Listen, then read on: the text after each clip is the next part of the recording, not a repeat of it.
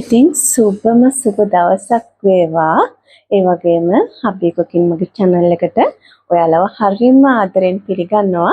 ඉතින් අද මම ඔයාලට වීඩියෝ එක අරන් ඉන්නේ හරිම ලේසියෙන් ඒ වගේම බොහොම සිම්පල් විදිහට හදාගන්න පුළුවන් පුංචි රෙසිපියක්. ඉතින් අද හදන්නේ මෙන්න මෙව්වා. ඉතින් ඔයාලා දන්නවා සුදු ලුණු. ඉතින් සුදු ලුණු වලින් රසම රස ස්නැකස් එකක් කිව්වොත් ඒත් හරි. බත් වලට කන්නත් පුළුවන්.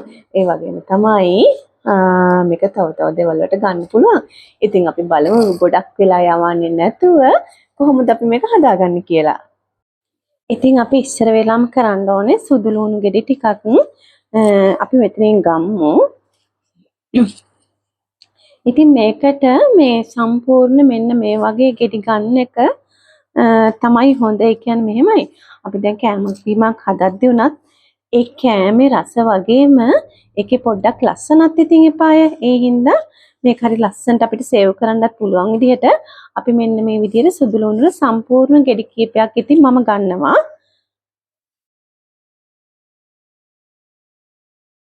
ඉතින් මම මේ ටික ගන්නේ. ඒකෙදි මේ අපි සුදු ලුණු පොත්ත සම්පූර්ණයෙන්ම ඉවත් කරන්නේ. මෙන්න මේ වගේ උඩ ටික විතරක් උඩ අර බාගෙට ගැලවිලා තියෙන පොත්ත විතරක් මේ විදිහට අයින් කරගන්නවා.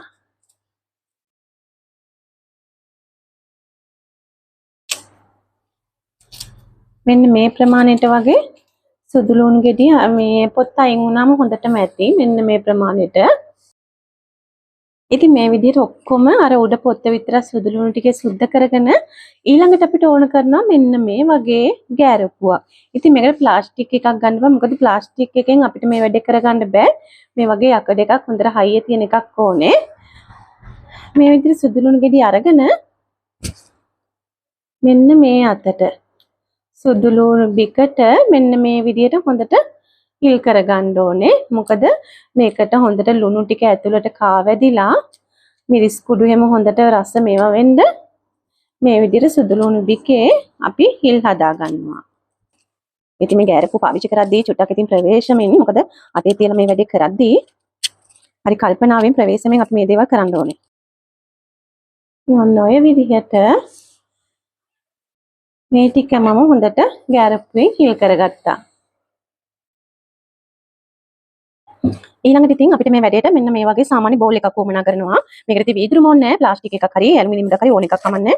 මම ඒකට දාගන්නවා ලුණු ටිකක්. ලුණු කුඩු ටිකක් දාගන්නේ. මොකද එතකොට අර දිය කරගන්න ලේසි නිසා. ඊට පස්සේ මෙන්න මේ විදිහට මේ කේතලේ ගත්තට මේක උණු වතුර නෙමේ ඇල් වතුර. ඇල් වතුර ටිකක් මේ අපේ අර සුදු ලුණු ටික පෙඟෙන්න තරමටම තියෙන්න මේ වුණ දාගන්නවා. ඊට ලුණු ටික ඉතින් චූට්ටක් අපි මේක මේ කුඩුනාට පොඩ්ඩක් මේ හැන්දේ මේවා කරගමු. ඒක ඉක්මනට දිය වෙනවනේ. ඊට පස්සේ අපි අර හිල් කරගත්ත සුද්ධ කරලා හිල් කරගත්ත සුදු ලුණු ටික මේකට දාගන්නවා. මොකද හොඳට මෙන්න මේ විදිහට සුදු ලුණු ගෙඩිය පිරිසිදුත් වෙනවා.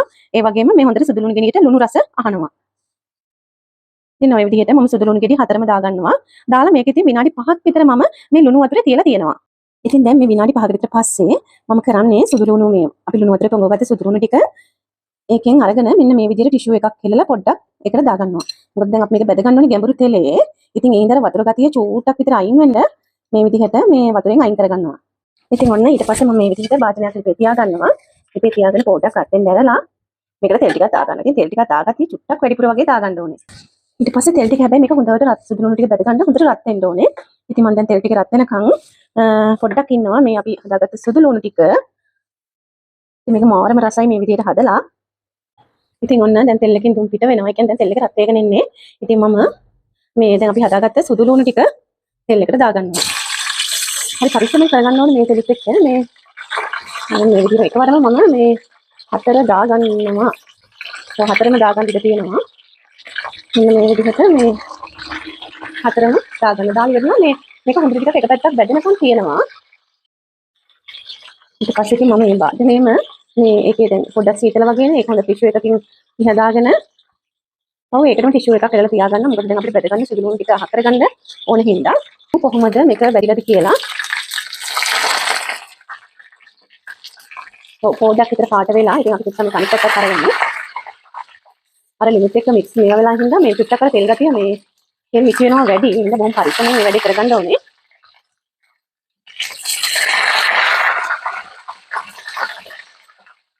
ඉතින් මට හිතෙන්නේ දැන් මේක බැදෙන්නේ නැති. මේක මෙන්න මේ විදිහට මේක හොඳට බැදලා තියෙනවා. මම හින්දා ලිප ඕෆ් කරනවා. ලිප ඕෆ් කරලා අපි මේ ටික අහක් කරගන්න ඕන තෙල් එකෙන්. මම අර කලින් සර්වියට් එකක් දාලා හදාගත්ත මේ පොඩි මේකට භාජනයකට දාගන්නවා මේ ටික.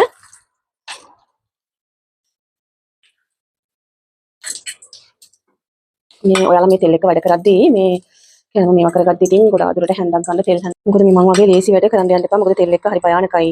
ඒ නිසා තෙල් හැන්දක්ම භාවිතා කරන්න. ඉතින් මේ විදිහට ඔන්න මම මේ සුදුලුණු ටික ඔක්කොම තෙල් එකෙන් අයින් කරගත්තා. ඉතින් මේ තියෙන්නේ අපි මේ තෙල් එකෙන් අයින් කරගත්ත සුදුලුණු ටික බැදගත්ත.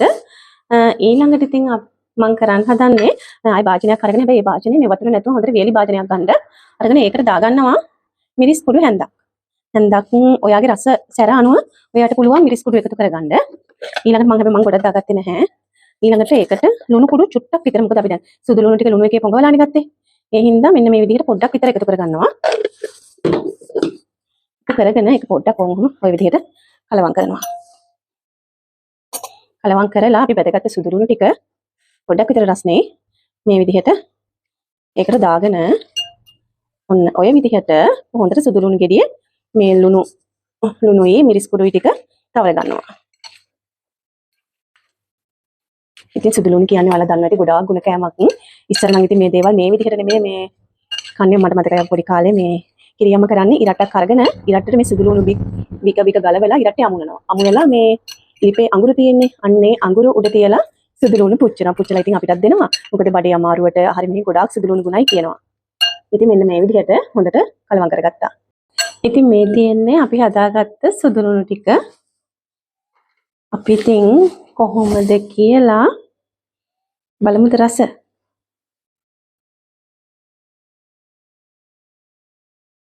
මාරම සුවඳයි. තාම හැබැයි පොඩ්ඩක් විතර මේ දනවා.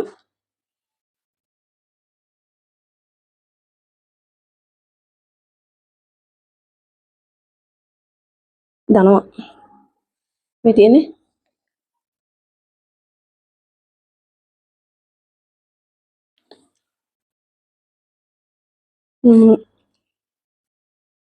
මාරම රසයි. ඇත්තටම මේ සුදු ලුණු මං හරි ආසම කෑමක්. ඉතින් මේක මාරම රසයි. ඉතින් ඔයාලටත් පුළුවන් මෙන්න මේ වගේ දේවල් මේ ගෙදරදී හදාගන්න. ඉතින් පොඩි බබාලට උනත් මේක ගොඩක් හොඳයි. සුදු ලුණු කියන්නේ අපේ ඇඟට ඕනම දෙයක්, හොඳම දෙයක්. අපේ ඇඟේ නිරෝගීතාවය රැකගන්න සුදු ලුණු කියන දේ මේ ශරීරයට අත්‍යවශ්‍යයි. කොලෙස්ටරෝල් වලට හොඳටම හොඳයි. කොලෙස්ටරෝල් පාලනය කරගන්න සුදු ලුණු කියන්නේ දිව්‍ය ඖෂධයක්.